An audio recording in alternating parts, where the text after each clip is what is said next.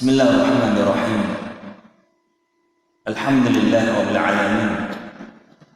Wal 'aqibatu lil muttaqin wa la 'udwana illa 'alal zalimin.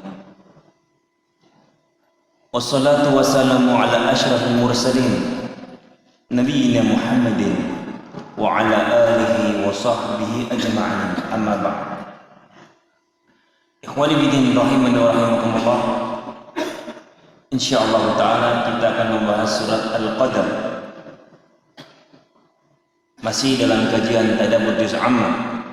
Alhamdulillah, surat demi surat telah kita kaji dan telah kita ambil sekian banyak faedah-faedahnya.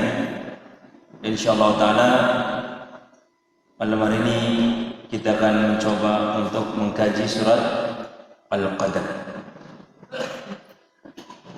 Surat Al-Qadar ini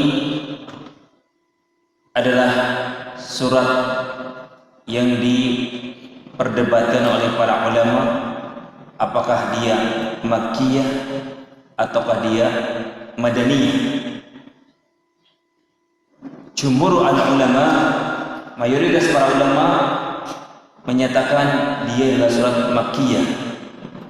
Ini pendapat mayoritas para al-ulama.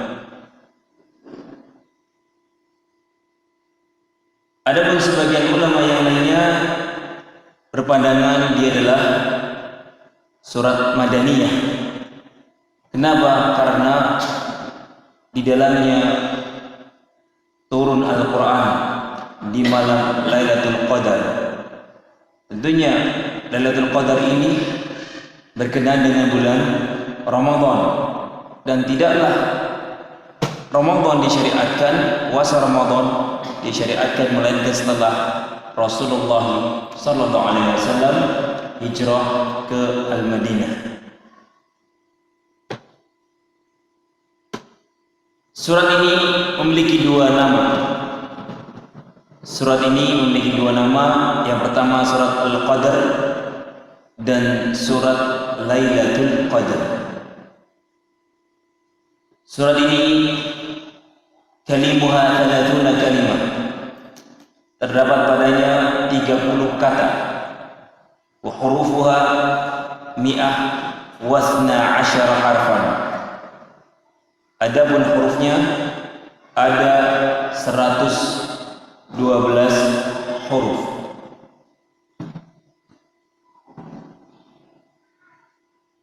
Mari kita baca surat Al-Qadar.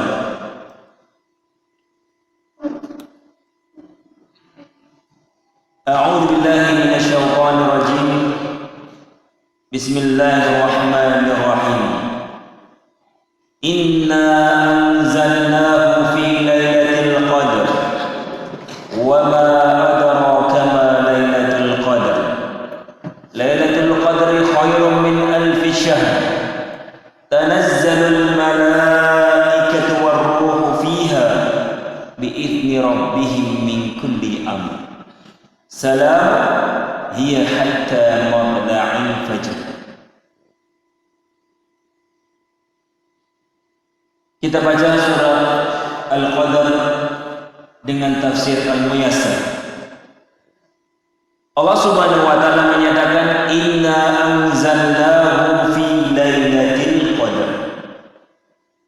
Yani inna anzalnal Qur'an fi lailatul syaraf wal fadli wa ya ihda layali syahri Ramadan.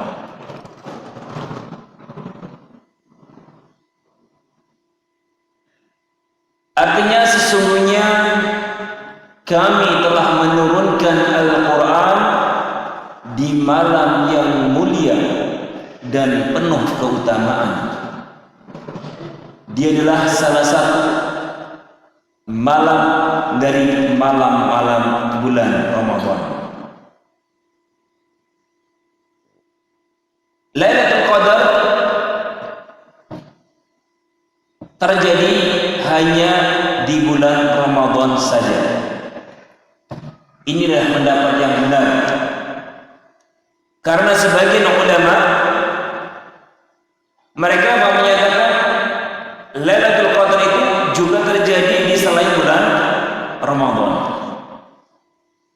Yang benar adalah Lailatul Qadar innama yakunu fi syahri Ramadan. Allah Subhanahu wa taala menyatakan inna anzalnahu fi lailatul qadar. Allah menurunkan Al-Qur'an di malam Lailatul Qadar. Dalam surah Al-Baqarah ayat 185 Allah mengatakan syahrul Ramadan alladzi unzila fihi Al-Qur'an. Bulan Ramadan adalah bulan yang diturunkan di dalamnya Al-Qur'an. Berarti Lailatul Qadar ada di bulan Ramadan. Kemudian fi ayyi lailatin hiya? Sekarang yang kita ingin tanyakan, di malam keberapa Lailatul Qadar itu terjadi? Bulan Ramadan ada 29 malam atau 30 malam. Nah, fabarakallahu fikum, apakah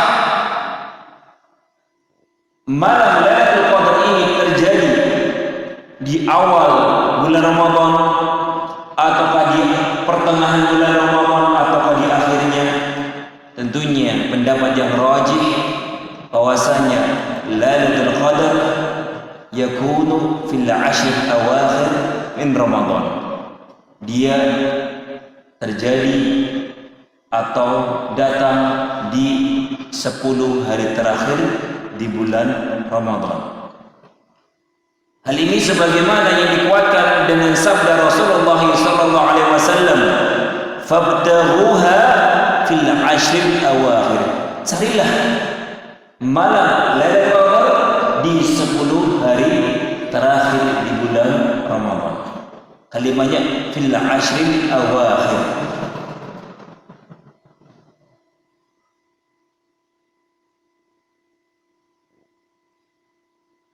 Kemudian dalam hadis Aisyah radhiyallahu anha, beliau menyatakan taharru Lailatul Qadar fil ashr awakhir min Ramadan.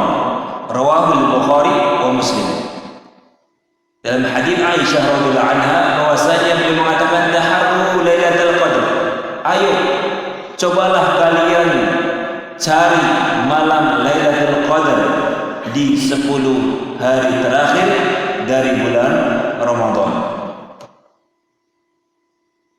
Kemudian barakallahu, apakah terjadi di malam genap ataukah di malam ganjil? Maka barakallahu jawabannya adalah di malam ganjil. Dalam riwayat yang lainnya fil witri minal ashri, di malam-malam ganjil di 10 hari terakhir. Ibnu Umar menyampaikan dalam riwayat bahwasanya Rasulullah SAW bersabda, "Ara ra'yakum fil ashr awakhir fatlubuha fil witri minha." Rawahu Muslim. Nabi alaihi salatu wasallam bersabda, "Aku melihat ru'yah kalian di 10 hari terakhir di bulan Ramadan, fatlubuha fil witri minha." Maka coba cari Lailatul Qadar di malam-malam ganjilnya, yakni di malam ganjil dari 10 hari di bulan Ramadan. Malam ganjil banyak. Ada malam 21, 23, 25, 27 dan 29. Mana yang paling kuat? Apakah Lailatul Qadar itu terjadi di malam 21, 23, 25, 27 atau 28, 29? Alhamdulillah tahu bulan ganjil, dan kalau nggak tahu bulan istilah. Maka barakallahu disebutkan oleh sahabat Demikian juga Hudzaifah ibn Yaman, beliau dengan tegas mengatakan bahwasanya annaha lailata 27. Lailatul Qadar itu terjadi di malam 27 Ramadan. Ini pernyataan siapa? Umar bin-Khattab dan Hudzaifah ibn Yaman. Namun dalam riwayat yang lainnya pernah terjadi di selain malam 27. Namun barakallahu yang sering terjadi adalah apa? Jatuhnya pada malam 27. Tidak menafikan akan datang atau terjadi pada malam selain 27. Bisa jadi malam 21, 23, 25, 27 atau 29. Namun seringnya Lailatul Qadar itu datang di malam 27. Hal ini sebagaimana dalam hadis Ubay bin Ka'ab, di mana dia mengatakan, wallahi inni la'alamu ayyu lailatin hiya al-lailatul lati amarna biha Rasulullah sallallahu alaihi wasallam bi qiyamiha hiya lailatu sabihati 27 wa amaratuha an tadlu'a asy-syamsu fi sabihati yawmiha bayda la syu'a' laha. Rawahu Muslim. Ubay bin Ka'ab menyatakan, wallahi, sumpah demi Allah, aku mengetahui malam apa itu. Dia adalah malam yang diperintahkan oleh Rasulullah SAW untuk kita bisa menghidupkannya. Dia adalah malam 27, kata Ubay bin Ka'ab. Yang mana tanda-tandanya adalah ketika pada pagi hari di tanggal 27 matahari terbit dalam keadaan apa? Putih, tidak silau. Jadinya putihnya sejuk. Manusia bisa memandang matahari tanpa harus merasakan silaunya cahaya matahari. Ini fabarakallahu Lailatul Qadar. Kemudian fabarakallahu, mungkin ada pertanyaan, kenapa sih gak ditentukan aja udah pasti malam Lailatul Qadar itu tanggal 27? Ya bukan 21, bukan 23, bukan 25, maupun 29. Maka fabarakallahu hikmahnya tentunya apa? Sangat besar. Apa? Agar kaum muslimin betul-betul bersemangat memanfaatkan detik-detik finish bulan Ramadan dengan apa? Dengan banyak ibadah. Kalau seandainya kaum muslimin tahu malam Lailatul Qadar itu terjadi hanya pada tanggal 27 saja, nggak mungkin terjadi di malam yang lainnya. Tentunya Pak, mereka akan mencukupkan pada malam itu saja dengan banyak ibadah. Selain itu Pak, malas-malasan, kembali sibuk dengan ya mall-mallnya, ya shopping-shoppingnya dan yang lain sebagainya. Sehingga disembunyikannya malam Lailatul Qadar dan bahkan berubah-ubah waktunya ini dalam rangka apa? Agar kaum muslimin bisa memanfaatkan 10 hari terakhir di bulan Ramadan dengan banyak beribadah kepada Allah Subhanahu wa taala. Bukan banyak shopping, banyak ya mempersiapkan apa? Nah, yaitu persiapan lebarannya. Musibah. Para ulama kalau sudah malam terakhir ya itu Pak sibuk dengan ibadah. Kalau kita sibuk dengan dengan belanja-belanjaannya, persiapan tiket-tiketnya, persiapan makanan-makanannya, bingung ini gimana nih mau lebaran, nggak ada makanan. Yakin hidupnya sampai lebaran. Kemudian barakallahu apa tanda-tanda malam Lailatul Qadar? Di antaranya tadi telah disebutkan barakallahu bahwasanya Pak pagi harinya Pak matahari terang. Matahari terbit dengan terang tapi tidak menyilaukan. Cahayanya putih, tapi tidak silam. Dalam riwayat Ibnu Abbas, Nabi SAW menyatakan bahwa malam Lailatul Qadar itu malamnya enggak dingin, enggak panas. La harah wa la baridah. Dalam riwayat Ibnu Khuzaimah, dalam hadis Ibnu Abbas, Nabi mengatakan malam Lailatul Qadar itu la harah wa la baridah. Enggak panas, enggak apa? Dingin. Artinya lebih sejuk. Kemudian tusbih asyamsu yawmaha hamra dha'ifah. Pada pagi harinya matahari bercahaya merah tapi tidak menyilaukan. Barakallahu fikum. Sebagian ulama juga menyebutkan bahwasanya ketika malam Lailatul Qadar itu bumi terang. Ya, artinya apa? Cerah. Dan kemudian hati-hati manusia merasakan ketenangan di malam tersebut.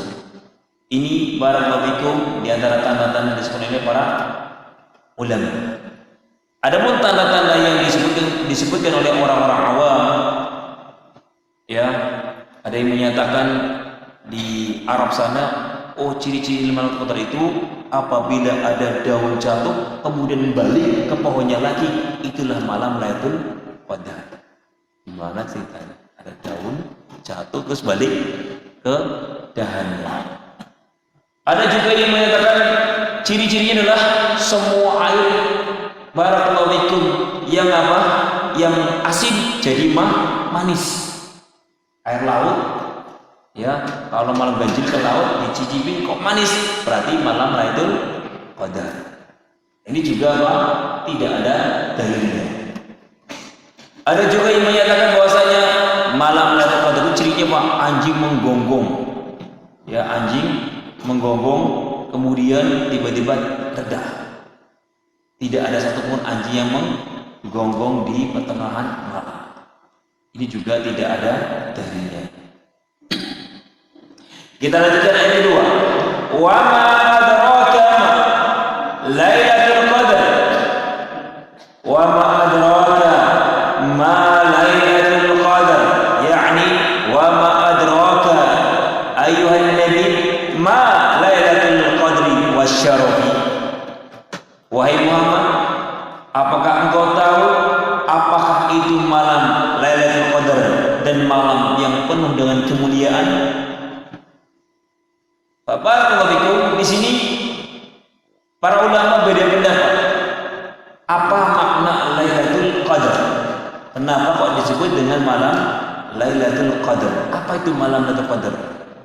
Barakallahu fikum. Disebut oleh para ulama, kenapa dikatakan Al-Qadar? Karena barakallahu fikum di malam itu Allah Subhanahu wa taala mentakdirkan segala rezeki, ajal dan kejadian alam semesta. Sehingga dikatakan malam Lailatul Qadar. Di malam itu Allah Subhanahu wa taala mentakdirkan rezeki manusia, kemudian ajal mereka dan juga kejadian-kejadian alam semesta selama setahun.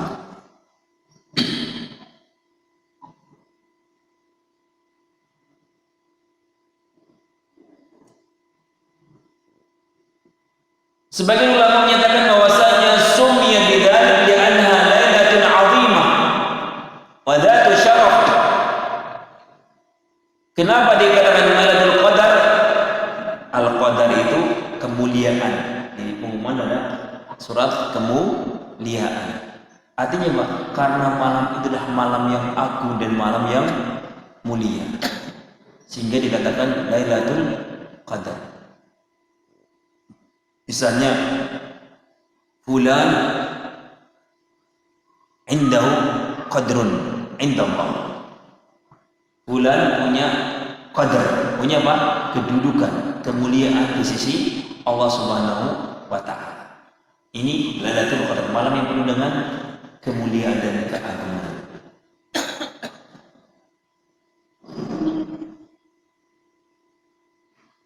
Qala ta'ala Lailatul Qadri khairun min alfi syahrin. Artinya Lailatul Qadri al-amalu as-salihu fiha khairun min amali alfi syahrin laisa fiha lailatul qadr.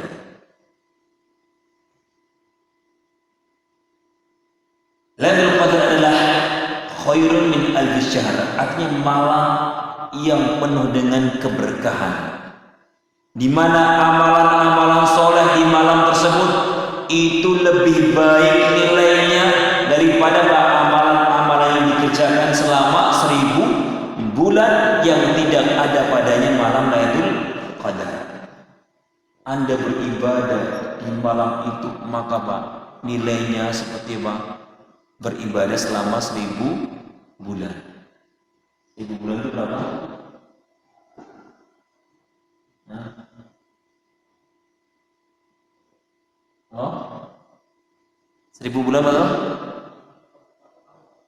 84 tahun. Kurangi 1. 83 tahun lebih 40 bulan.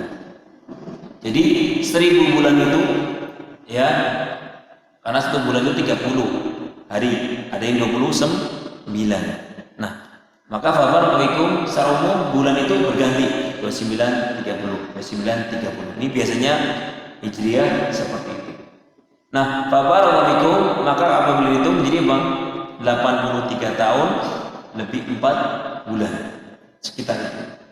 Maka fabarakallahu Allah Subhanahu wa taala mengatakan Lailatul Qadri khairun min alfi syahr. Artinya Bang, ibadah di malam itu, amalan sholat di malam itu, maka Pak nilainya Pak seperti Pak orang beribadah selama 83 tahun 4 bulan. Luar biasa. Nabi SAW menyatakan di dalam hadis, "Atakum Ramadan syahrun mubarakun." Telah datang kepada kalian bulan yang penuh keberkahan. Faradallahu azza wa jalla alaikum siyamahu. Allah Subhanahu wa ta'ala wajibkan atas kalian puasa. Tuftah fihi abwabus sama, dibukalah pintu-pintu langit untuk menuju ke surga. Tughlaqu fihi abwabul jahim, ditutuplah pintu-pintu neraka jahanam. Wa tughallaqu fihi maradatu asyayatin, dan dibelenggulah tangan-tangan syaitan di semuanya dibelenggu di bulan tersebut. Lillahi fihi lailatun, Allah Subhanahu wa taala memiliki sebuah malam khairun min ahli syahr, yang lebih baik daripada 1000 bulan. Hurima syahrun man hurima khairuha faqad hurima, barang siapa yang tercegah dari malam bulan Ramadan, malam Lailatul Qadar, maka sungguh dia telah merugi. Lihat, ini adalah fabarakallahu pernyataan Rasulullah SAW. Sungguh orang yang terharamkan, nggak bisa mendapatkan malam Lailatul Qadar dengan amalan soleh, sungguh sangat merugi. Dia harus menunggu Pak selama 1000 bulan lagi, dan selama 1 tahun lagi, karena belum tentu tahun depan kita masih bisa mendapatkan Ramadan. Jadi Bapak Ibu, Nabi mengatakan orang-orang yang nggak bisa menghidupkan 10 hari terakhir di bulan Ramadan, maka Pak, dia sangat merugi. Kenapa? Belum tentu umurnya sampai 83 tahun 4 bulan. Ketika dia mendapatkannya, maka kemudian apa, dia meninggal setelah itu, maka pasti dia telah mendapatkan keutamaan yang sangat luar biasa. Oleh karena itu, ikhwan fillah rahiman rahimakumullah, ya, manfaatkan dengan baik apabila datang bulan Ramadan. Kemudian apa, terkhusus ketika sebulan terakhir, jangan sampai disia-siakan. Nanti insyaallah dalam faedah-faedahnya. Kita lanjutkan ayat keempat. Tanazzalul malaikatu war-ruhu fiha bi'idzni rabbihim min kulli amr. Artinya yakthuru nuzulul malaikah wa Jibril alaihi salam fiha bi'idzni rabbihim min kulli amrin qadahu fi tilka as-sanah. Di malam itu malaikat-malaikat banyak turun ke langit dunia, dan terkhusus malaikat Jibril alaihissalam semua turun dengan perintah Allah Subhanahu wa taala untuk memutuskan segala takdir di tahun itu. Jadi Allah Subhanahu wa taala fabarakallahu ya menentukan takdir setahun ke depan di malam Lailatul Qadar. Rizkinya manusia, kemudian ajalnya, kemudian kejadiannya di malam itu ditentukan. Jadi semuanya sudah ditentukan oleh Allah Subhanahu wa taala di Lauhul Mahfuz. Cuma kemudian apa? Diturunkan apa? Barakallahu apa? Per tahun ada takdir sudah ditentukan selama dari awal sampai akhir dunia ini sudah ada di Al-Qalam. Kemudian barakallahu kemudian Pak, di sana Pak takdir yang diputuskan apa diturunkan apa selama setahun. Jadi ada takdir pertahunan, ada barakallahu takdir yang sudah ini, dan semuanya sebenarnya sudah ditakdirkan oleh Allah Subhanahu wa taala. Seperti Al-Qur'an.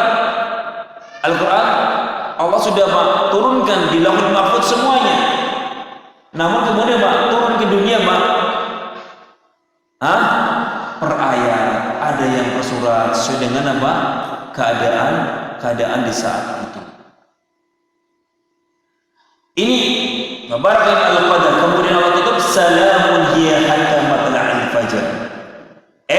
Hiya amnun kulluha la syarra fiha ila matla'il fajr.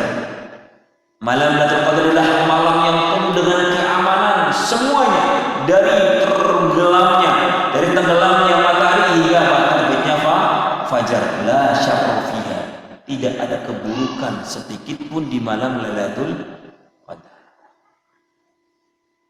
Masya Allah. Mari kita petik faidah dari surat Al-Qadar ini. Faidah yang pertama adalah itsbatu uluwillahi subhanahu wa ta'ala.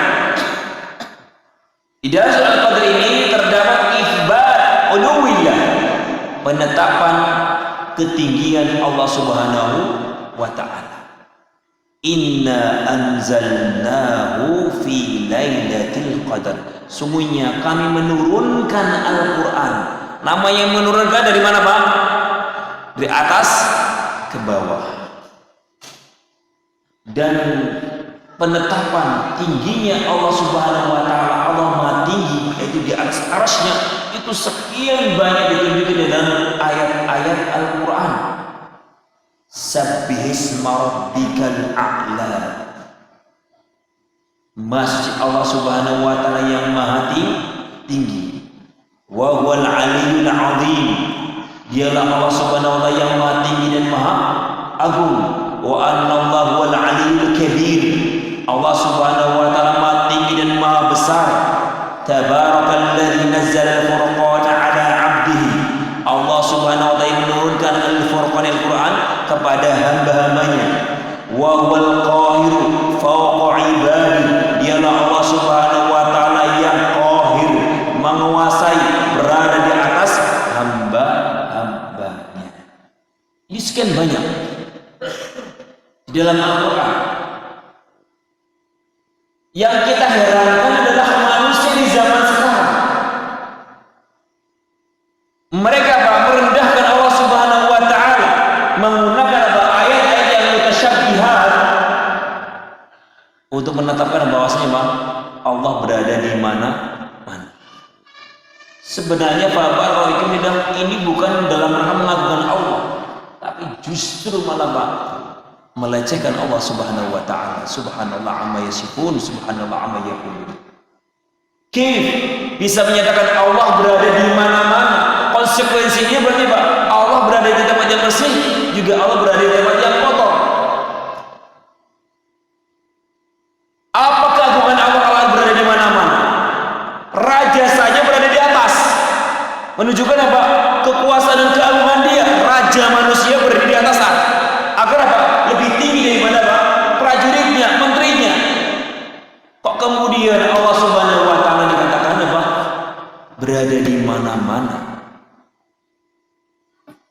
memberikan dalil wa huwa ma'akum aina ma kuntum. Mereka berdalil dengan kalimat-kalimat yang mutasyabbih. Wa huwa ma'akum aina ma kuntum. Allah bersama kalian di mana kalian berada. Nah, ini berarti dimanapun kita berada, disitulah ada Allah. Kalimat ma'a di dalam Al-Quran la yalzam al-mulahaqah. Kalimat ma'a itu Pak, dalam Al-Quran enggak mengharuskan apa? Dia nempel bersama kita, dia selalu bersama kita. Satu contoh, ini ungkapan bahasa Arab. Pak Bambang, jika ma'aman, antum datang ke Purwokerto misalnya bersama siapa? Oh, ma'a zaujati, bersama istriku. Istrinya samping Pak Bambang, enggak, ternyata istrinya di mana? Di rumah. Boleh kita menggunakan kalimat ma'a zaujati. Aku datang bersama istri, para istri di hotel, para istri di tempat lain. Memang datang bersama istri. Ternyata Pak, beliau menggunakan kalimat ma' bersama. Satu contoh banyak, antum camping, teman-temannya lagi pada di hutan. Antum datang sama siapa? Saya bersama teman-teman. Kalau teman-temannya tidak berada di sampingnya, berada di mana? Berada di sana dan di sana. Jadi kalimat ma'a enggak melazimkan apa? Allah berada di samping kita. Yang berada di samping kita adalah ilmu Allah, pengawasan Allah Subhanahu wa taala. Adapun zat Allah berada di atas arasy-Nya, berada di atas tinggi di atas langit. Di singgasananya itu di atas arasy-Nya. Ingat, wa huwa ma'akum aina ma kuntum. Lanjutannya Pak, wallahu bima ta'maluna basir. Allah Maha mengetahui apa yang kamu perbuat. Artinya Pak, yang bersama kita Pak, ilmu Allah, pengawasan Allah Subhanahu wa taala. Justru ketika kita mengatakan Allah berada di mana-mana, ini bukan mengagukan Allah.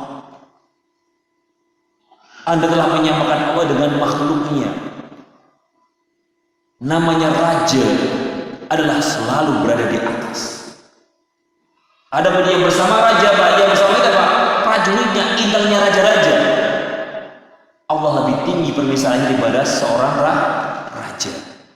Sehingga babarabikum, betapa batilnya orang-orang yang menyatakan bahwasanya Allah berada di mana-mana.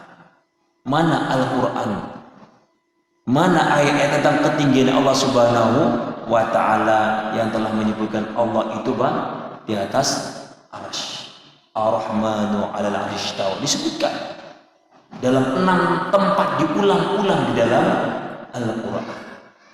Ini faedah yang pertama, bahwasanya inna anzalnahu fi lailatul qadar, memberikan dalil bahwasanya Allah berada di atas ketinggian, itu di atas arsy sebagaimana disebutkan dalam ayat-ayat yang lainnya. Faedah yang kedua adalah fiya bayan anna al-Quran nuzila fi lailatul qadar. Di dalam surat ini ada penjelasan bahwasanya Al-Quran diturunkan di malam Lailatul Qadar. Makna Allah Subhanahu wa taala menurunkan Al-Quran di malam Lailatul Qadar adalah Allah Subhanahu wa taala sebenarnya sudah menurunkan Al-Quran secara menyeluruh di Lauhul Mahfuz. Kemudian ila Baitul Izzah. Kemudian barakallahu diturunkan ke langit dunia secara terpisah-pisah, bertahap. Sesuai dengan apa? Kejadian dan kebutuhan di saat itu. Ketika Rasulullah SAW didusta oleh Abu Lahab tentang pernyataan dia, turunlah surat Al-Lahab. Kemudian ketika orang-orang kafir, orang-orang munafikin mencela para sahabatnya, wah itu para sahabat Nabi itu cuma penakut, cuma banyak makan saja. Turunlah ayat lagi mengenai tentang perkataan orang-orang munafik. Dan ini semuanya dalam rangka apa? Dalam rangka apa? lebih mudah dihafal, dipahami, dan kemudian diamalkan. Kalau seandainya ilmu itu dibrum langsung turun semuanya, tentunya kita nggak bisa mengamalkan dengan kokoh. Atau contoh, ada anak yang menghafal Quran dengan 1 ayat, 2 ayat, 3 ayat pelan-pelan. Dengan anak yang menghafal langsung 2 halaman sekaligus. Tentunya orang yang menghafal pelan-pelan akan lebih mudah ingat daripada orang yang mengambil ilmu secara jumlah, secara menyeluruh langsung sekaligus. Wallahu a'lam bishawab. Baik, insyaallah kita lanjutkan faedah yang ketiga setelah salat Isya. Sallallahu alaihi wa ala alihi wasallam. Bismillahirrahmanirrahim. Alhamdulillah wassalatu wassalamu ala Rasulillah wa ala alihi wa sahbihi wa man wala. Asyhadu an la ilaha illallah wahdahu la syarika lah wa asyhadu anna Muhammadan 'abduhu rasuluhu sallallahu alaihi wa ala alihi wa sahbihi wa sallama tasliman katsiran. Baiklah jemaah sekalian, kita lanjutkan faedah yang ketiga dari surat Al-Qadar adalah fadlul Quran wa wujubu ta'zimil Quran wa ijlalihi wal 'amal bihi wa yatakhallaq bihi. Dalam surat Al-Qadar ini terdapat keutamaan Al-Quran dan kewajiban untuk kita mengagungkannya dan mengamalkan kandungan-kandungannya. Allah Subhanahu wa taala menyatakan inna anzalnahu fi lailatul qadar. Ini menunjukkan tentang keutamaan Al-Qur'an. Karena Allah Subhanahu wa taala menyatakan sesungguhnya kami yang telah menurunkan Al-Qur'an. Demikian juga barakallahu wajib kita mengagungkan Al-Quran. Oleh karena itu barakallahu fikum, di antara bentuk pengagungan kita terhadap Al-Quran, maka para ulama mengatakan bacalah Al-Quran dalam keadaan kita bersuci. Ini bentuk ta'zimul Quran. Bahkan sebagian mereka mengatakan haram seorang yang dalam keadaan junub berhadas besar menyentuh Al-Quran. Kemudian di antara bentuk ta'zim, pengagungan kita terhadap Al-Quran adalah dengan apa? Dengan membacanya dengan tartil dan jangan disambi dengan berbicara atau ngobrol dengan orang lain. Salah satu adab Al-Quran, nggak boleh kita motong 2 ayat ngobrol lagi, baca lagi ngobrol lagi. Ada mayasya. Ini tidak tepat. Ketika Anda membaca Al-Quran, selesaikan. Kalau mau berbicara, berbicara. Jangan kemudian baca, putus, berbicara dengan teman. Baca lagi, putus lagi, bicara dengan teman. Sampaikan, afwan ya akhi, Anda sedang membaca Al-Quran. Kalau seandainya butuh sesuatu, sampaikan. Jangan kemudian memutus bacaan anak di tengah-tengah Al-Quran. Dan barakallahu fikum, di antara ta'zimul Quran, ketika engkau memutar Al-Quran, bentuknya di barakallahu fikum di mobil ataukah di rumah, hendaknya didengarkan. Jangan buat selingan, bilangnya musir setan. Ini barakallahu fikum ada mayang. Memang ketika memutarnya dengan niat mendengarkannya. Jangan kemudian dibiarkan terus tanpa didengarkan. Kemudian juga jangan sampai ketika kita berada di mobil muter murotal salonnya di bawah kaki kita. Kan ada ya salon-salon mobil yang berada di bawah. Hati-hati. Ya, jangan sampai baru suara Al-Quran keluar, kaki kita sedang berada di speakernya, di salonnya. Jangan sampai. Ini merupakan bentuk penghinaan terhadap Al-Quran. Kemudian bentuk ta'zim Al-Quran adalah dengan barakallahu dibaca, bukan sebagai pajangan, ditulis di tembok-tembok. Ayat suci Al-Quran ditulis dalam sebuah figura, kemudian dipajang. Ini bentuk ihanah, merendahkan Al-Quran. Al-Quran diturunkan untuk apa? Dibaca, ditadaburi, dihayati dan diamalkan, bukan sebagai pajangan. Gak ada hubungannya apa? Ayat suci Al-Quran, misalnya ayat Al-Kursi, ditulis dalam sebuah figura kemudian dipasang, dengan itu bisa mengusir setan. Gak ada ceritanya. Di masjid saja yang ada Al-Quran apa? Setan ada, apalagi di rumah kita. Gak ada ceritanya pajang tulisan Allah kemudian ayat Al-Quran atau Al-Fatihah kemudian setan gak akan masuk rumah kita. Gak ada ceritanya, gak ada dalilnya, gak ada perbuatan Nabi maupun perbuatan para sahabat. Di dalam masjid sekali lagi yang penuh dengan ibadah, penuh dengan baca Quran, itu pun masih ada setan. Apalagi di rumah kita yang penuh dengan televisi, gambar-gambar yang jelas dan yang lain sebagainya. Jelas tentunya syaitan akan masuk. Kalau ingin mengusir setan, baca Al-Baqarah.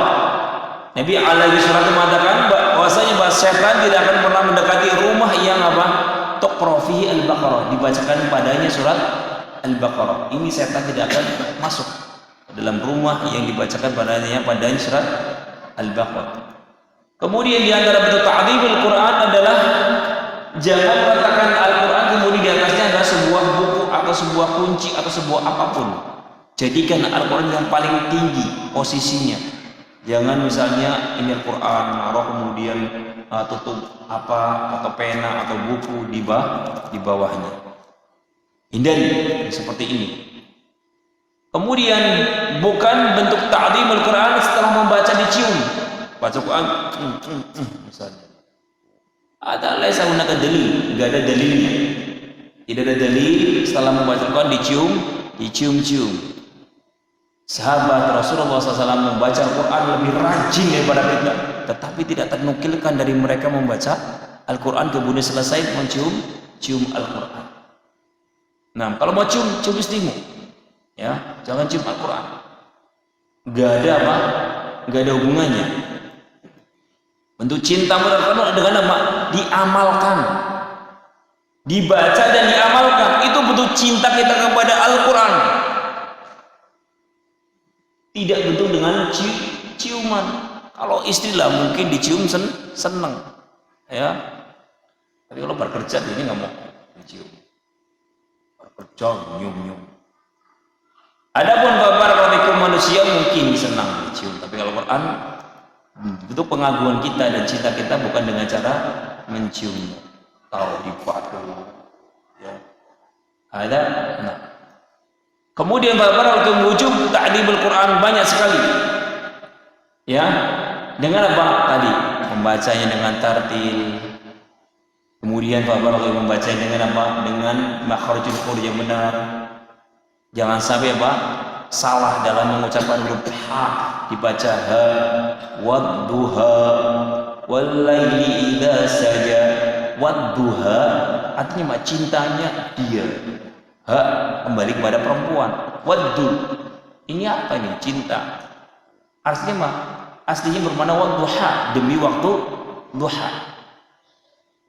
Kemudian juga yang paling adalah antara sod sama sin. Ya, ini sering salah kita pengucapan sod, as-so dengan as-sin. Ini juga asur pakai sod. Kalau ditiuplah, kalau sodnya kita salah, maka apa? Kalau jadi sin, maka sangkakala ditiup. Aslinya gitu. Kalau pakai sin, maka apa? Pagar-pagar ditiup. Malaikat niup-niup pagar ngapain? Kurang kerjaan. Yang ditiup itu apa? Sangkakala. Bedakan adalah asur sod dengan asur dengan sin. Ini ya. Pentingnya kita belajar tajwid. Alhamdulillah di pondok ini di Barakallahu Mufid Pak telah dibuka program Tajwid Waqar. Kesempatan bagi bapak-bapak untuk bisa belajar tajwid dengan benar. Ini penting. Ya, kenapa kalau kita salah bukan apa? pahala, tapi dosa, bahkan terjatuh ke dalam kekufuran. Bisa terjadi dalam kekufuran ketika kita salah dalam mengucapkan kalimat. Huruf berubah, maka berubah juga maknanya. Ini wujub ta'limul Quran wal amal bih. Demikian juga mengamalkan kandungan-kandungan Al-Quran.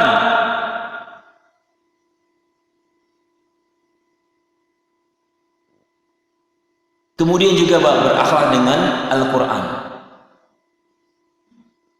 Sa'ad bin Hisham rahimahullah ta'ala bertanya kepada Aisyah, akhbirini an khuluqi Rasulillahi sallallahu alaihi wasallam. Wahai Aisyah, kabarkanlah kepadaku bagaimana akhlaknya Rasulullah. Apa jawabannya Aisyah? Kana khuluquhu Al-Quran. Akhlak beliau adalah Al-Quran. Semua yang di dalam Al-Quran itulah akhlak Rasulullah. Luar biasa.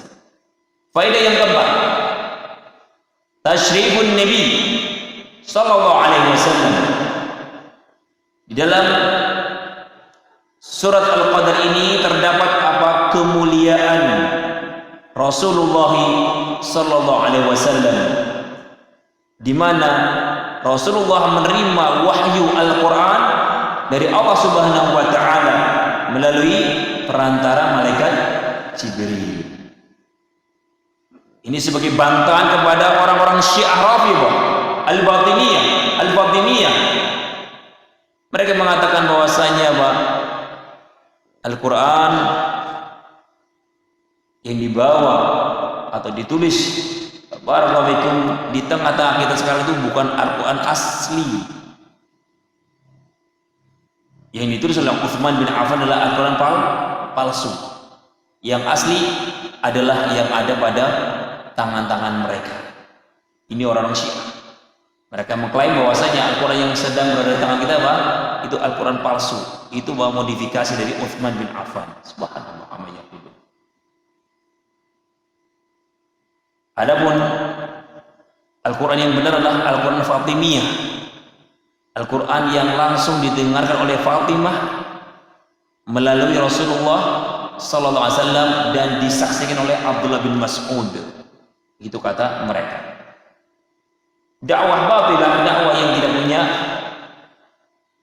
fondasinya, asarnya, asalnya dari Rasulullah sallallahu alaihi wasallam. Jadi bahkan sebagian mereka membuat kuburan malaikat Jibril. Subhanallah. Ada. Antum lihat mereka punya kuburan malaikat Jibril. Sebagai bentuk penghinaan mereka kepada malaikat Jibril. Kenapa mereka jengkel? Kenapa wahyu yang diutus yang harus turunnya seharusnya diturunkan kepada Ali, kenapa malah diselewengkan kepada Nabi Muhammad? Harusnya Ali bin Abi Thalib adalah yang berhak mendapatkan wahyu, bukan Muhammad. Ini saking kufurnya mereka, Rafidhah. Ya, bahwasanya mereka mengatakan Jibril telah berkhianat kepada Allah Subhanahu wa taala. Faedah yang kelima, rahmatullah 'alal insan. Di dalam surah Al-Qadar ini terdapat rahmat Allah Subhanahu wa taala kepada manusia. Di mana Allah menurunkan Lailatul Qadar, di mana malam itu lebih baik daripada 1000 bulan. Amalan wahai manusia semalam itu maka nilainya seperti engkau beramal, seperti engkau beribadah di 1000 bulan.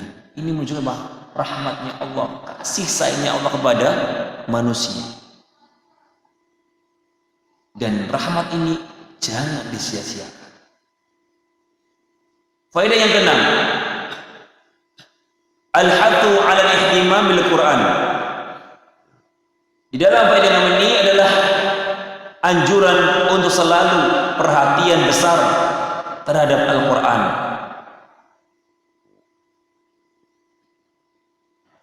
Di dalam surah Al-Qadar ini terdapat anjuran kepada kaum muslimin untuk memiliki perhatian besar terhadap Al-Quran.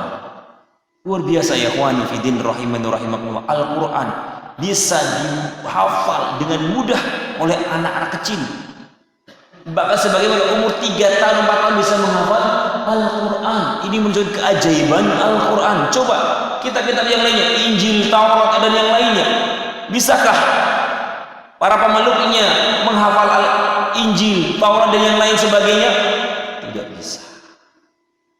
Kenapa? Karena hampir tiap tahun mereka ada perubahan. Bagaimana mau menghafalnya? Sedangkan mereka mengadakan perubahan-perubahan hampir tiap tahunnya atau 2 tahunnya dan setelah. Oleh karena itu kaum muslimin rahimakumullah, wajib bagi para bapak-bapak, ibu-ibu memiliki perhatian besar terhadap Al-Quran, baik untuk dirinya maupun untuk anak-anaknya. Nabi SAW mengatakan khairukum man ta'allama al-Quran wa 'allama. Perhatikan barometer orang yang terbaik di sisi Allah Subhanahu wa taala adalah orang yang memiliki kepedulian besar terhadap Al-Quran. Khairukum man ta'allama al-Quran wa 'allamah. Sebaik-baik kalian adalah orang-orang yang mempelajari Al-Quran dan mau mengajarkan Al-Quran. Barometer ukuran orang itu menjadi manusia terbaik di sisi Allah adalah dia punya perhatian besar terhadap Al-Quran dengan mempelajarinya dan mengajarkan. Kalau ada manusia nggak perhatian dengan Al-Quran, sibuknya dengan Quran, berarti orang ini seperti ini, Pak, tidak bisa diharapkan kebaikannya dalam kehidupan. Luar biasa ya kawan, ini keutamaan Al-Quran sangat banyak. Suatu hari Umar bin Khattab sebagai Amirul Mukminin jalan-jalan. Beliau bertemu dengan Nafi' bin Abdul Warith di kota Usfan. Lah, fa'barakallahu Nafi' bin Abdul Warith ini adalah gubernur yang dijadikan pemimpin oleh Umar di kota Mekah. Kemudian fa'barakallahu Umar bertanya kepada Nafi', ya Nafi', man ista'malta ala ahli al-wadi? Wahai Nafi',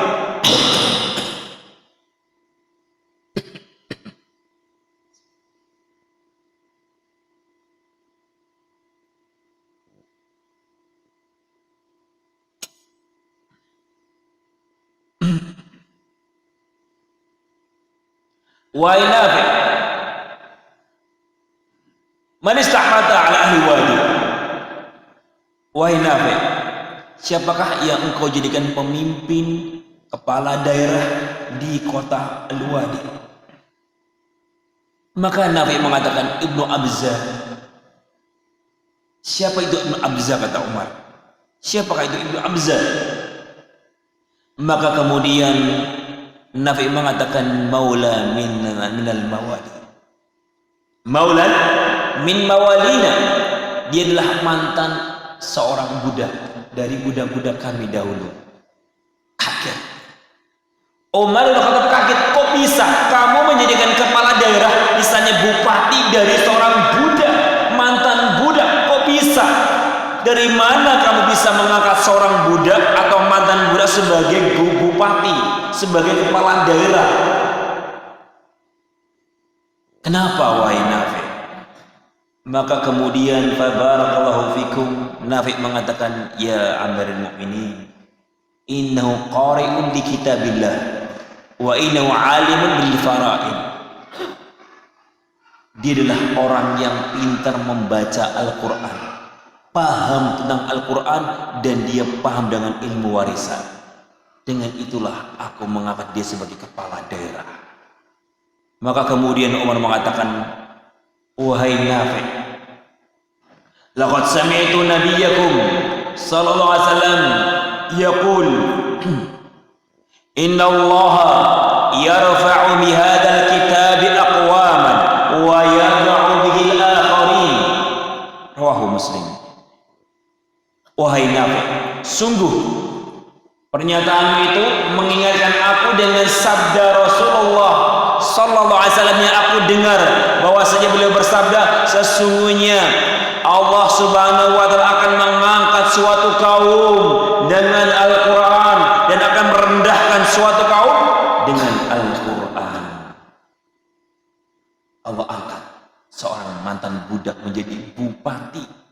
Dengan apa? Dengan Al-Quran. Dan Allah Subhanahu wa Ta'ala banyak menghinakan dan menghancurkan suatu kaum karena apa? Mereka meninggalkan Al-Quran. Ini menunjukkan bahwasanya Pak, luar biasa Al-Quran. Kita lihat orang-orang yang membaca Al-Quran, tukang becak, Masya Allah, sebagian mereka ada yang pintar Al-Quran, jadikan imam. Di belakangnya Pak, pejabat. Padahal Pak, dia orang rendahan, tapi Pak Allah muliakan karena Pak, bacaan Al-Quran. Makanya Alhamdulillah, barakallahu bikum, banyak dibuka program-program ya, menjadi imam-imam. Bahkan Masya Allah, hampir setiap tahun 100 pemuda-pemuda Indonesia diambil oleh Pak Uni Emirat Arab untuk menjadi imam-imam di sana. Setiap tahunnya rolling. Dan mereka Mbak memberikan gaji yang sangat luar biasa. Jadi imam saja Pak, gajinya 32 juta rupiah minimal. Jadi imam masjid. Gajinya siapa di sini 32 juta? Kita harus kerja bertahun-tahun. Ya ini cuma 1 bulan. Semua mereka berikan Pak dalam mereka mengagungkan apa? Para ahli Quran. Oleh karena itu kaum muslimin rahimani wa rahimakumullah, jangan pernah minder dan takut bahwasanya anak kita akan istilahnya masa depannya suram atau kayaknya nggak akan bisa masa depannya cerah kalau sibuk dengan pondok pesantren dan kemudian kerjanya cuma Al-Quran dan Al-Quran. Nah, ada khata. Ini orang ini bersuudzon kepada Allah Subhanahu wa Ta'ala, berprasangka buruk kepada Allah. Nabi telah mengatakan Allah akan mengangkat suatu kaum dengan Al-Quran. Tidak ada ceritanya orang yang menghafal Al-Quran Allah hinakan, kecuali kalau dia tidak mengamalkan Al-Quran. Sebuah kisah, barakallahu fikum, dia adalah pemuda, hafalan Al-Qurannya luar biasa, mutqin. Namun suatu kejadian membuat semua Al-Qurannya hilang begitu saja, dan cuma tinggal 2 ayat saja yang dia masih ingat. Pemuda itu diutus oleh panglima untuk masuk ke barisan tentara Romawi. Ketika pemuda itu masuk, pemuda yang hafal Al-Quran tersebut masuk untuk mengintai pergerakan musuh. Di saat dia mengintai, ternyata dia terfitnah oleh perempuan Romawi, perempuan cantik Romawi, dan kemudian memikat hatinya. Karena sudah terfitnah oleh wanita, dia pun ingin melamar perempuan tersebut, namun dengan syarat, saya mau menikah dengan kamu wahai pemuda, syarat kamu harus dibaptis, harus masuk agama Nasara. Kenapa? Saya orang Nasrani, nggak mungkin nikah dengan kamu. Ya sudah, gak apa-apa. Dia meninggalkan Al-Quran. Tahu hukum murtad itu adalah dilarang dalam agama, apalagi bermualah dengan orang-orang kafir. Menikahlah pemuda tersebut, dan kemudian ketika tentara Islam menyerang Romawi, hancur lebur, belum sempat menikmati, perempuan tersebut ternyata diserang oleh tentara Islam, dan dia sudah kufur, dan tertangkaplah dia ternyata sudah keluar dari agama Islam. Kemudian ditanya, hai pemuda, sebelum kau meninggal, mana Al-Quranmu, mana hafalanmu yang telah kamu hafal, yang telah kami ingat kamu adalah seorang pemuda yang hafidul Quran. Maka pemuda itu mengatakan, tidak ada satupun ayat yang teringat diingatanku kecuali cuma 2. Sebelum meninggal dia mengatakan, ma yawaddul ladzina kafaru law kanu muslimin. Seandainya orang-orang kami orang kafir dahulu pas sebelum meninggal jadi orang-orang Islam. Ayat ini saja yang masih ingat. Betapa banyak orang-orang kafir ketika mau meninggal berangan-angan sebelum meninggal dia adalah badan Islam. Ayat ini yang dia masih ingat. Penyesalan. Oleh itu kaum muslimin rahimani wa rahimakumullah, inilah akibat ketika dia meninggalkan Al-Quran dan menghinakan Al-Quran. Akhirnya barakallahu fikum, Allah memberikan hukuman yang setimpal dengan perbuatannya. Faedah yang ketujuh adalah fadlu Lailatul Qadar. Keutamaan malam Lailatul Qadar. Keutamaan malam Lailatul Qadar itu banyak. Di antaranya disebutkan apa itu? Dalam ayat apa? Pertama apa? Malam itu lebih baik daripada 1000 bulan. Ini diantara keutamaan malam Lailatul Qadar. Semua amalan kebaikan yang kita lakukan di malam itu, maka nilainya apa? Seperti kita beramal selama 1000 bulan. Kemudian keutamaan yang kedua Bang, dalam surat Al-Qadar ini, kathratu nuzulil malaikah, banyaknya malaikat yang turun. Di malam itu malaikat banyak turun. Tentunya mendoakan bagi kaum muslimin yang mereka sedang sibuk beramal soleh, sedang sibuk menghidupkan malam Lailatul Qadar. Luar biasa apabila malaikat mendoakan dan mengaminkan doa-doa kita, tentunya tidak akan tertolak di sisi Allah Subhanahu wa taala. Keutamaan yang ketiga disebut dalam surat Al-Qadar, salamun hiya hatta matla'il fajr. Di malam itu malam yang penuh dan keselamatan, tidak ada keburukan dan kejelekan pun di malam tersebut. Allah mengatakan salamun, malam yang penuh dan keselamatan, kebaikan, ketenangan, tidak ada keburukan sedikit pun di dalamnya. Kemudian keutamaan yang keempat disebutkan di dalam hadis, disunnahkan untuk kita mencari malam Lailatul Qadar. Gak ada malam yang dicari kecuali malam Lailatul Qadar. Pernah kita disuruh mencari malam Ramadan, mencari malam 10 barakallahu awal bulan Dzulhijjah? Enggak ada. Karena sudah jelas. Adapun malam Lailatul ini diperintah untuk dicari. Kemudian keutamaan yang terakhir, sebenarnya banyak ya, adalah nuzul Quran fiha. Diturunkannya Al-Quran di malam Lailatul Qadar. Ini yang terdapat di dalam surat Al-Qadar. Kemudian yang kedelapan adalah fadl ibadah fi Lailatul Qadar haitsu tu'adilu alf syahr. Faedah yang terakhir adalah ibadah-ibadah di malam Lailatul Qadar itu nilainya seperti 1000 bulan. Ibadah apa saja yang disunahkan untuk kita hidupkan di malam Lailatul Qadar? Pertama, al-qiyam, sholat, baik sholat fardunya maupun sholat malamnya. Nabi alaihi salatu wasallam menyatakan, man qama lailata al-qadri imanan wa ihtisaban ghufira lahu ma taqaddama min dhanbi. Barang siapa yang menghidupkan malam Lailatul Qadar dengan sholat, iman, wahtisaban, dibangun atas iman dan mengharapkan pahala, ghufira lahu ma taqaddama min dhanbi, Allah akan ampuni dosa-dosanya yang telah lalu. Ini ibadah pertama yang harus kita perbanyak di malam Lailatul Qadar. Boleh nggak Ustaz kita sholatnya lebih dari 21? Boleh, tapi niatnya sholat mutlak. Jangan malah sholat tarawih. Habis tarawih 11 rakaat, berdiri lagi, sholat lagi, boleh. Nah, namun barakallahu ibadah yang dilakukan Nabi cukup 11, kemudian saja gunakan untuk banyak membaca Al-Quran, berdoa dan yang lain sebagainya. Karena menghidupkan malam Lailatul Qadar dengan sholat full itu nggak ada dalilnya. Lalu itu ibadah yang kedua adalah doa, memperbanyak doa di malam Lailatul Qadar. Sahabat Aisyah radhiyallahu anha bertanya kepada Rasulullah, kalau seandainya aku mendapatkan malam Qadar, apa yang aku baca ya Rasulullah di malam tersebut? Maka beliau mengatakan, bacalah wahai Aisyah, Allahumma innaka afuwun tuhibbul afwa fa'fu anni. Ini doa yang disunnahkan dibaca di malam Lailatul Qadar, diulang-ulang.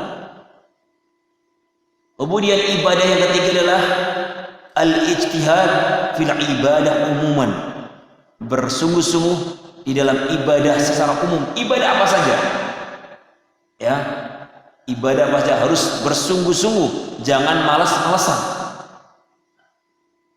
Nabi SAW itu ketika malam Lailatul Qadar, kata Aisyah, idza dakhala al-ashru shadda mi'zarahu wa ahya lailahu wa ayqadha ahlahu. Rawahu al-Bukhari. Kata Aisyah radhiyallahu anha, Nabi SAW apabila telah datang 10 hari terakhir, syadda mi'zarahu, dikencengi tali celananya, tali sarungnya. Dalam rangka apa? Agar apa? Enggak tergoda oleh istrinya. Artinya ketika 10 terakhir Nabi meninggalkan istrinya, enggak bergaul, enggak menggauli istrinya di 10 hari terakhir. Beliau tinggalkan untuk apa? Untuk i'tikaf. Wa ahya lailahu, kemudian beliau hidupkan malam itu dengan penuh dengan ibadah, sholatnya, dengan zikirnya, dengan baca Al-Qur'annya, dengan banyak doa. Wa ayqadha ahlah, dan beliau membangunkan anak istrinya untuk ibadah. Kalau Anda sedang ibadah, tahu inilah malam Lailatul Qadar, oh ini tanda-tandanya malam Lailatul Qadar ini, bangunkan anak istri Anda. Untuk apa? Bersama-sama menghidupkan malam Lailatul Qadar. Jangan ya Anda masuk surga kemudian istrimu dibiarkan masuk neraka. Na'udzubillah. Yang terakhir adalah al-i'tikaf. Ini ibadah yang sangat luar biasa. Nabi SAW semenjak hidup, dari diturunkannya kewajiban puasa Ramadan hingga beliau meninggal, gak pernah meninggalkan i'tikaf. Kalau kita sebaliknya, sejak Ramadan kita dapatkan hingga sekarang, jarang i'tikaf. Itu mending Pak, kalau jarang i'tikaf, nggak pernah i'tikaf. Ini musibah. Kalau jarang, alhamdulillah, berarti pernah menghidupkan i'tikaf, walaupun cuma 1 malam. Banyak kan, malam 27, wah sibuk. Ya, barakallahu, terutama malam likuran. Nah ini paling sibuk orang awam, likuran, ya, banyak apa? Makanan. Ini salah. Jadi wabarakatuh, malam-malam likuran, malam-malam ganjil itu harusnya Pak, kita hidupkan dengan i'tikaf. Nabi SAW nggak pernah meninggalkan selama 9 kali Ramadan. Beliau mendapatkan berapa Ramadan? 9 kali Ramadan semasa hidup beliau. Itu nggak pernah meninggalkan i'tikaf. Apabila beliau pernah tersibukkan di bulan Ramadan dan bisa i'tikaf, beliau qadha i'tikafnya di bulan Syawal. Luar biasa. Nah, setelah Nabi meninggal, maka apa? I'tikaf diteruskan oleh istri-istrinya. Dalam hadis Aisyah, kana ya'takifu al-ashra al-awakhir min Ramadan hatta tawafahu Allah, thumma i'takafa azwajuhu min ba'di. Nabi SAW tidak pernah meninggalkan i'tikaf semenjak beliau hidup sampai beliau meninggal, dan kemudian dilanjutkan i'tikaf oleh istri beliau. Rawahul Bukhari wa Muslim. Ini barakallahu ibadah yang sangat agung yang banyak ditinggalkan oleh kebanyakan kaum muslimin. Kenapa kau banyak ditinggalkan? Mau lebaran kok ya Pak. Ibadah kok malah nang masjid priben. Ya, bagaimana ini? Lebaran itu apa? Disiapkan makanannya, ketupatnya, belanjanya, bajunya. Mas, ayo belanja. Aduh, ini bojo kalau kena salah fikir ya, semangat sunahnya tinggi. Bersyukur wahai ummahat. Kalau apa? Suamimu serajin i'tikaf. Ya, itu menunjukkan bahwa suami itu peduli dengan kalian, cinta sama kalian. Cinta itu bukan dengan menunjukkan apa, oh rajin dibawa ke mall di 10 hari terakhir, dibelanjakan ini dan itu, bukan. Cintanya suami adalah dia bisa menjadi pemimpin yang terbaik untuk membawa kamu ke surga, bukan ke dunia. Wallahu a'lam bishawab. Nah.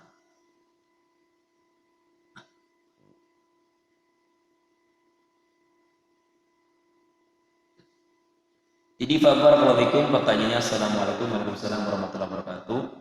Malam Lailatul Qadar adalah malamnya, ya, malamnya. Oleh karena itu hidupkan malamnya, adapun siangnya tidak. Ya, keutamaan itu dari ghurub syam, tenggelamnya matahari sampai terbitnya matahari, terbitnya fajar. Wallahu a'lam bishawab.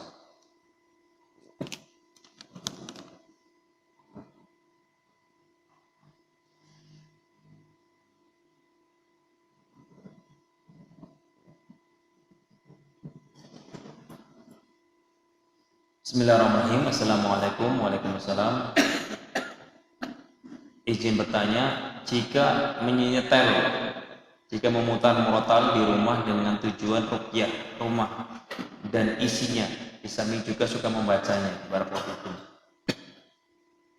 Barakallahu fikum, al-afdal, ya, Al-Qur'an itu barakallahu fikum dibaca. Kalau memutar Al-Qur'an, ya, barakallahu mungkin karena sudah lelah membacanya langsung, maka boleh, ya, barakallahu untuk diputar misalnya sambil masak, tapi tetap dia berusaha mendengarkannya, bukan kemudian dibiarkan seperti itu, mutar, gak ada orang yang mendengarkannya, orang sibuk ngobrol dengan barakallahu temannya, dengan istrinya, dengan tamunya, Al-Quran terus diputar dalam keadaan tidak ada yang membacanya, tidak ada yang mendengarkannya, maka khawatir ini bentuk ihanah kepada Al-Quran. Sebagaimana antum ngobrol, antum ngomong tapi nggak ada yang mendengarkan, bagaimana?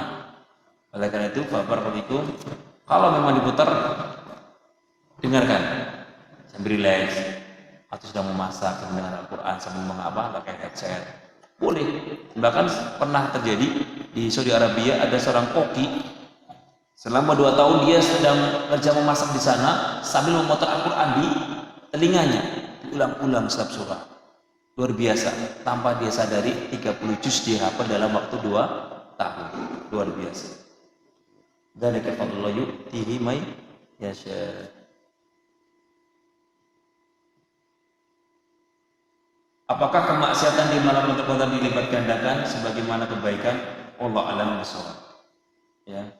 Allah a'lam bishawab. Kalau di 10 hari di awal awal Dzulhijjah, nah, ya, bahwasanya amalan dilipat gandakan di 10 hari di awal bulan Dzulhijjah. Demikian juga dosa kemaksiatan di hari-hari tersebut. Ada di Lailatul Qadar, wallahu a'lam bishawab. Ini jelas, ya. Secara umum perbuatan kemaksiatan yang di bulan Ramadan itu jelas pahalanya dosanya lebih besar daripada kemaksiatan di bulan yang lainnya. Bisa jadi, ya, kemaksiatan yang harusnya dihilangkan di bulan tersebut terus di Lailatul Qadar malah kemudian dilakukan, khawatirnya na'udzubillah dari bisa dilipat gandakan. Wallahu a'lam bishawab. Al-ilmu indallah. Apakah ada tanda-tanda mendapatkan Lailatul Qadar dan amalan diterima? Barakallahu, tanda tanya tadi ya sudah kita sebutkan. Nah, cuacanya cerah, nggak ada dingin, nggak ada panas. Nah, hati sejuk, tenang, ya. Barakallahu, sehingga godaannya biasanya orang mudah tidur. Itu di malam itu manusia mudah tertidur. Kenapa? Saking tenangnya, sejuknya, dan barakallahu nyamannya di malam itu. Dan tentunya barakallahu apabila kita menghidupkan malam Lailatul Qadar dengan dengan kesungguh-sungguhan, keikhlasan, dan berharap pahala dari Allah Subhanahu wa taala, berharap semoga diterima amalan-amalan ibadah kita di malam tersebut.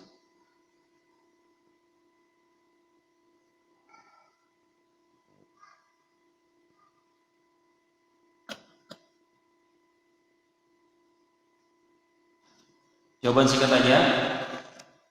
Assalamualaikum warahmatullahi wabarakatuh. Mohon dijelaskan Allah di atas arasy. Nah, Allah Subhanahu wa taala di atas arasy-Nya. Ini siapa yang menyatakan? Allah Subhanahu wa taala. Kemudian kita tanyakan sini, Allah turun di sepertiga malam karena ada orang yang memakai logika, berarti Allah turun dari arasnya. Allah Subhanahu wa taala barakallahu fikum di atas arsy. Terus bagaimana dengan hadis Allah turun ke langit dunia di sepertiga malam terakhir? Sekali lagi, barakallahu fikum, bagaimana turunnya Allah Subhanahu wa taala? Pernah enggak kita dapatkan di dalam Al-Qur'an maupun hadis? Tidak ada. Berarti kita jawabnya apa? Allah turun ke langit dunia. Bagaimana turunnya? Wallahu a'lam. Jadi kita nggak boleh menggambarkan sesuatu kecuali setelah kita punya gambaran yang semisalnya. Misalnya itu ada mobil baru mirip Avanza. Punya gambaran nggak? Punya gambaran karena kita pernah lihat Avanza. Kita bisa membayangkan sesuatu setelah kita pernah melihat gambarannya atau yang semisalnya. Kalau ada ilustrasinya kita bisa menggambarkan. Sedangkan nuzul Allah Subhanahu wa taala pernah dikabarkan? Tidak pernah. Maka Pak, turunnya Allah Subhanahu wa taala seperti Pak kita menetapkan adanya apa? Allah memiliki mata. Allah mengatakan Allah memiliki mata. Allah Subhanahu wa taala memiliki tangan. Kemudian bagaimana tangannya Allah? Wallahu a'lam. Kita katakan Allah punya tangan. Adapun bagaimananya? Hanya Allah Subhanahu wa taala yang maha tahu. Kita hanya diperintahkan untuk menetapkan saja, bukan menggambarkan bagaimana tangan Allah. Demikian juga Allah kita diperintah menetapkan Allah turun ke langit dunia. Adapun bagaimana turunnya, wallahu a'lam. Itu saja. Inilah akidah Ahlussunnah, akidah yang ringan, akidah yang menenangkan. Allah punya mata, Allah punya tangan, Allah punya apa? Sifat turun. Bagaimana itu sifatnya? Bagaimana bentuknya? Wallahu. Nah, bagaimana aku membaca Al-Quran di HP tanpa bersuci? Barakallahu fikum, para ulama khilaf. Apakah barakallahu fikum punya wajib ataukah sunnah? Wallahu alam, yang rajih adalah hukumnya sunnah. Membaca Al-Quran dalam kondisi apa? Berwudu, tidak wajib. Namun apabila kita sedang janabah, berhadas besar, maka Pak, hindari membaca memegang Al-Quran. Membacanya boleh nggak? Boleh. Membacanya boleh walaupun dalam keadaan junub. Nah, namun barakallahu fikum, para ulama mengatakan sebagian mereka apa? Tegas. Junub nggak boleh Pak memegang Al-Quran maupun membaca Al-Quran. Nah, termasuk masuk ke dalam masjid.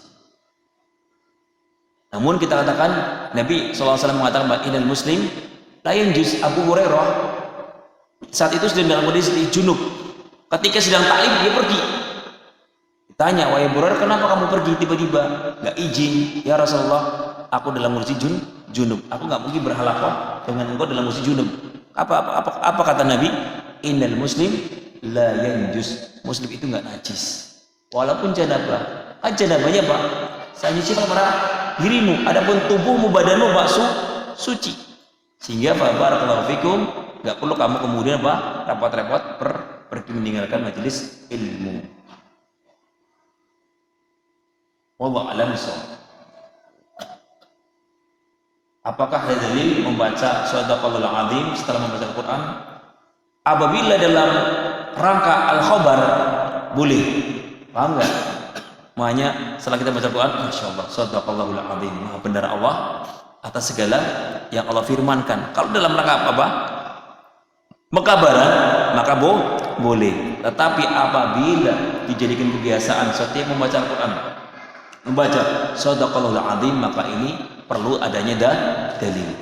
Tidak ada dalil di dalam hadis yang sahih bahwasanya Pak disunnahkan membaca Shadaqallahul Azim dalam setiap menutup Al-Quran. Adapun kalau memangnya hanya dalam rangka pengkabaran, masyaallah Shadaqallahul Azim, surat ini Shadaqallahul Azim, maka tidak mengapa. Nah, wallahu a'lam bishawab.